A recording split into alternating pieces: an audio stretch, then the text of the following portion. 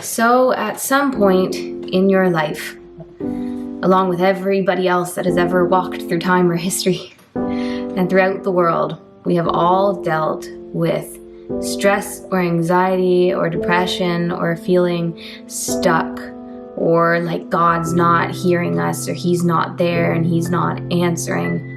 And we all deal with stuff, whether it's something that lasts a couple of days, a couple of weeks, or a couple of years. And throughout the years of dealing with stuff, there's one verse out of every verse in the Bible that has always really resonated with me and carried me through. And that's the verse that says, God will work out all things for those who love him and are called according to his purpose. And that verse brings me so much hope. And it's not a hope like, I hope God will come through, I hope things will work out. It's a hope that's tangible. It's a hope that I know will bear fruit. It's a hope that has a knowing behind it, that's not flimsy and wavering and up in the air. I know that if I love the Lord with all my heart, all my soul, and all my strength, and if I am walking in his calling for my life, that he will come through. And in the beginning, I used to say this verse to myself and maybe not wholeheartedly believe it. But as I kept going through stuff, I watched him come through and I watched him answer, no matter how long it took. And it renewed my faith and my hope in the Lord and his word, and that verse is true, that I can stand firm on it, and he will always come through. So now when I go through really tough stuff, and some stuff is really tough, I know that he'll pull me through somehow, that there is an answer at the end, and whatever's going on, it's going to work out for my good, for my betterment. And some of that stuff can be really heavy and really dark stuff. Now there's stuff that I haven't been through that I pray to God I will never in my life have to deal with. But there's some things that, I've gone through that people don't go through in their entire lifetime, and have really taken its toll on me. But looking back and reflecting on it and seeing how much good God actually drew out of such darkness is mind-blowing and worth it, dare I say, because there are things, never in a million years I would want to relive, but I can see how it was worth it and how much God strengthened me through it and brought goodness through it. So this verse doesn't just say the good things, it doesn't say some things, it says all things. All things God works out. He'll work through no matter what it is you're dealing with, as hard as it is, because God, do I know how difficult it is. And those feelings that God's not there, God's not listening, this is so dark, this is so painful, why would God allow these things?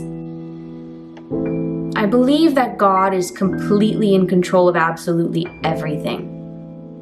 But there are also things in this life that happen because of this fallen world, because of sin, and because of our freedom to take actions that are contrary to God and what God wants for us in the full. And so when we step out of line and other people step out of line and it affects us too, this world, if you haven't realized already, life is messy, it's topsy-turvy, it's upside down, and we're just trying to do our best to get it, to make it better as best as this life can get.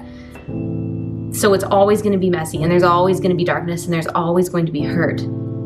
And so when we walk through that darkness and we take it to God, the best we can get out of it is letting God work through it. So it doesn't mean that God's not there. It doesn't mean that he's abandoned you. It doesn't mean that he hasn't heard you.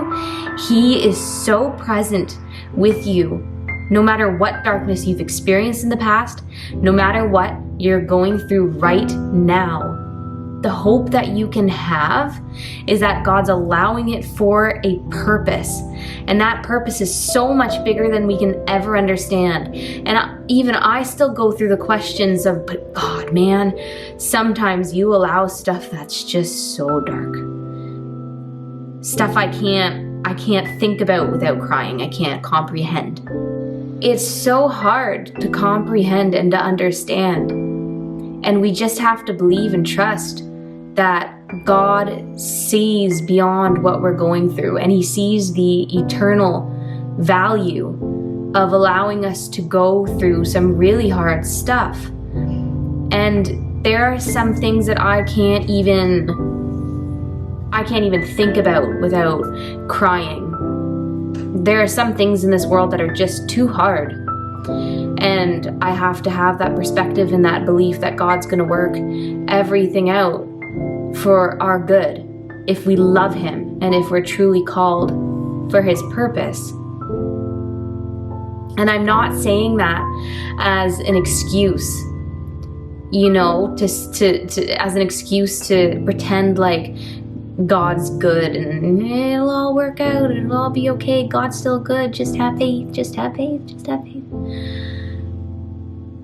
I'm trying to say this from a place of experience where I really have gone through some dark stuff, and I have seen God work it all out. And he does. And even if there are things that we go through and we don't see in this lifetime, we don't see the impact or the reasoning behind it, I know that there's a purpose for it in this life, for the next generation, for people around me that have gained from that experience in some way or another. That it in some way has eternal value that I don't see, but God does. And just like us, when we deal with children, there are so many things that we have to let them go through that may seem catastrophic to them. There's a lot of little things that are catastrophic to children. If you have children, you know exactly what I'm talking about. But we allow them to walk through it and walk through that hurt and walk through the pain because we know that there's a lesson to be learned in that. And to them, they look at us and they probably think the same thing. Why in the world would you let me go through that? Some things are really catastrophic, and to children, like, it seems like such a big deal that they can't comprehend why we would allow them to walk through something. So we teach them and we give them understanding of the greater picture, and we help walk them through, this is what I'm teaching you through this process. Sometimes it's an accident. Sometimes things may happen to your kids that's out of your will, like I don't want my kid to run out into the street and get hit by a car. But what lesson can I teach them through that? That wasn't my will, and I would never purposely put them in harm's way in that way. But if it happens because of their own decision, or that driver having free will to drive that car, what can I teach them through that situation? So how can I make good come out of that? And I believe that's how God treats us. When we're going through situations, God is wanting us to come before him and grieve, because he grieves with us. But he wants us to come to him and say, okay, Lord, what are you teaching me through this? How can I trust you and still understand and believe that you're a good God? And give me the wisdom and the peace to walk through this and just let him love on you and feel his tenderness towards you, because he is first and foremost a loving and tender God towards you. Here's something else though that this verse doesn't say. This verse says that God works all things out for the good of those who love him and are called according to his purpose. The Bible also says that he makes the sun shine on the good and the evil, like on everybody. And I believe that his desire is for everyone to come to salvation. What is the verse? And the knowledge. Something. I'll find it for the video. But he wants everyone to be saved. His desire is for everyone to be saved. He loves every single being that he created. He formed you in your mother's womb and knew you from the beginning. But we have a choice in life, just as children have a choice to walk away from their parent. We have a choice to make, and we have the choice to walk away. That's free will. We have a choice to walk out of God's protection, out of God's will, out of God's comfort, out of God's love. That's a choice. Are we truly loving the Lord with all that we are? And are we truly walking in our calling and called according to his purpose? Because just as a loving parent who has the best for their child, his purposes and his plans for us are the absolute best. So it's not a promise that in this life everything's going to be perfect, but it's a promise that when things don't look perfect, he's going to work it all out for your good. And that's a hope that you can stand firmly on. And don't give up on that. No matter how long it seems to be taking, your cries are being heard by God, and they're going to be answered. You need to trust his timing and continue to love him, surrender to him, and walk out your calling in what he's asking you to do. Because he's going to reveal things to you, to renew you, to refresh you, and to set you free from whatever it is that you're dealing with.